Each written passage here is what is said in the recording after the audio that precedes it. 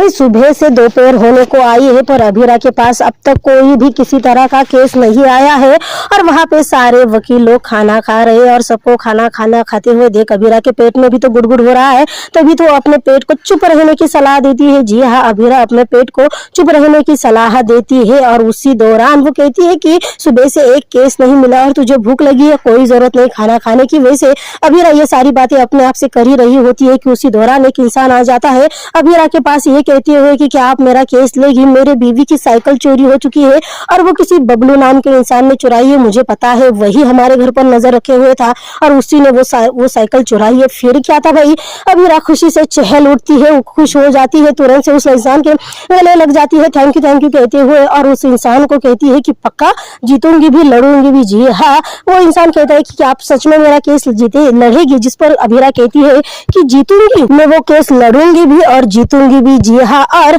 अभीरा तुरंत से उस इंसान की सारी इंफॉर्मेशन अपने डायरी में नोट करने लगती है। वैसे अभीरा की ये सारी हरकतें अरमान अपने फोन में रिकॉर्ड कर रहा होता है क्योंकि अभीरा के पास ये केस भेजने वाला दूसरा तीसरा कोई नहीं बल्कि अरमान पोदार था। तभी तो वो अभीरा की ये सारी खुशी रिकॉर्ड करने लगता है क्योंकि वो इंसान सबसे पहले अरमान के पास आया था केस लेकर। ये कहते हैं कि सर आप प्लीज मेरा केस ले लीजिए, वैसे मैं गरीब हूँ, अगर आप मेरा केस लड़ लेते हैं तो मैं अनाज की एक बोरी आपको दे सकता हूँ।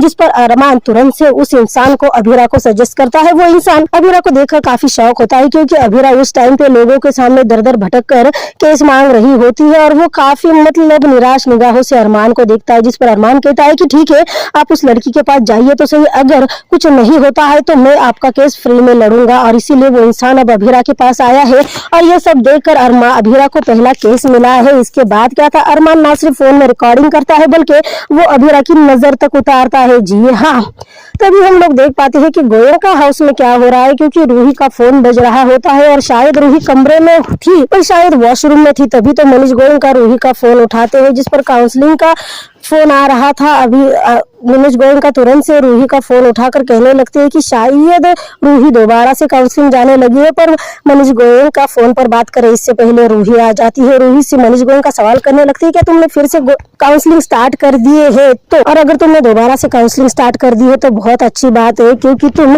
इसका मतलब ऐसा है कि तुम आगे बढ़ रही हो, तुम जिंदगी जीने की कोशिश कर रही हो, तुम अपने जिंदगी में खुशियों का दरवाजा खोल रही हो। जिस पर रूही कहने लगती है कि अब खुशियों की चाहत मुझे दूर दूर तक नहीं है और उसी दौरान वो मनीष गोयनका के गले से लग जाती है। तभी मनीष गोयनका कहने लगते हैं कि मैं चाहता हूँ कि सारे दुख तेरे हट जाए और तू खुशी से रहे और तेरी जिंदगी में ये सारे गम लाने वाले अरमान को मैं कभी भी माफ नहीं करूंगा। जी हाँ, तो वही यहाँ पे अभीरा खुशी से चहलते हुए घर आ पहुंचती है। जी हाँ, अभीरा खुशी से चहलते हुए घर आ पहुंचती है। भाई कितना डांस करेगी अब अभीरा, क्योंकि खुशी तो इतनी बड़ी है अभीरा के लिए। जी हाँ, अभीरा के लिए इतनी बड़ी खुशी जो है क्योंकि अभीरा को उसका पहला केस मिला है। तभी तो अभीरा उछल उछल कर डांस कर रही है।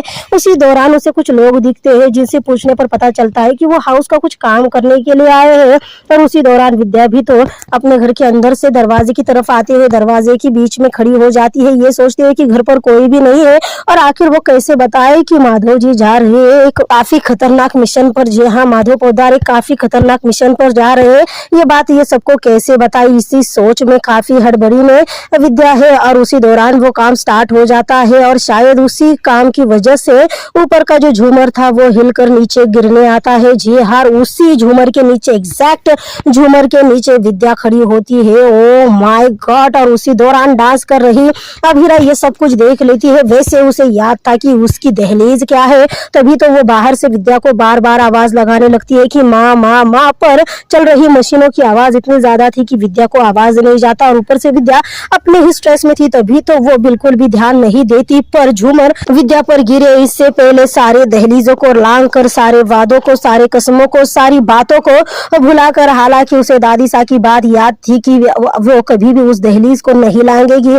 फिर भी अभीरा उस दहलीज को लांगती है सिर्फ और सिर्फ अपनी विद्या माँ के लिए, क्योंकि अगर वो ऐन वक्त पर नहीं आती तो शायद आज विद्या जान से जाती। तभी तो अभीरा दौड़ते हुए आकर विद्या को पीछे धक्का दे देती है, दोनों जाकर गिर जाती है और विद्या भी गिर जाती है और इसी दौरान विद्या को काफी चोटें भी आई है, पर विद्या की जान बचाने वाली सिर्फ और सिर्फ अभीरा है। तो जरूर देखिएगा ये रिश्ता क्या कहलाता है का आने वाला अपकमिंग एपिसोड, क्योंकि इस बार अभीरा अपने जान पर खेलकर विद्या की जान बचाने वाली है। उसी दौरान अरमान भी आने वाला है घर पर, जो विद्या को पकड़कर वो दोनों यानी अभीरा और अरमान विद्या को अपने कमरे में लेके जाएंगे। डॉक्टर को बुलाया जाएगा। वैसे अरमान ट्राई करेगा दोबारा से अभीरा से बात करने की, पर अभीरा बात नहीं करेगी। जी हाँ, तो आखिरकार क्या क्या होता है, कैसे होता है और आखिरकार विद्या को क्या अपने गलती का एहसास होता है, क्या वो अभीरा को माफ कर पाएगी, क्या वो सच्चाई बता पाएगी कि माधव पोद्दार कहाँ गए हैं। जी हाँ, क्योंकि जिस तरह से अपकमिंग एपिसोड दिखाया गया है उसके बाद तो यही लग रहा है कि विद्या को काफी चोटें भी आई है